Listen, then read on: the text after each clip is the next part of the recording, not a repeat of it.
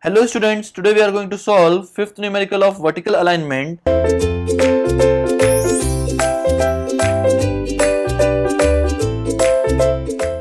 Question is given as a crest vertical curve joins two gradient of plus 3% and minus 2% for a design speed of 80 km per hour and the corresponding stopping side distance of 120 meter. The height of driver's eye and the object above the road surface are 1.20 meter and 0.15 meter respectively. The curve length which is less than SSD to be provided is.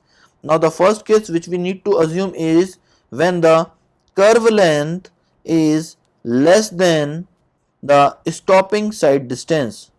So the value of curve length will be equals to 2s minus 4.4 upon n. Here the value of s is already given in the question, that is 120 minus 4.4, and the value of n will be equals to 0.03 minus 0.02. On solving this, we will get the value as 152 meter, which is greater than the value of s, which will be equals to 120 meter. So our assumption is wrong.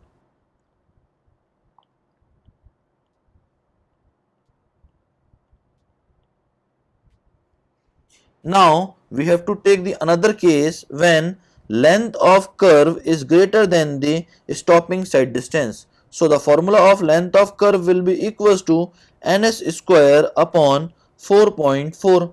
On putting the value of capital N as 0.05, s value is 120 square upon 4.4, we will get the answer as 163.64 meter.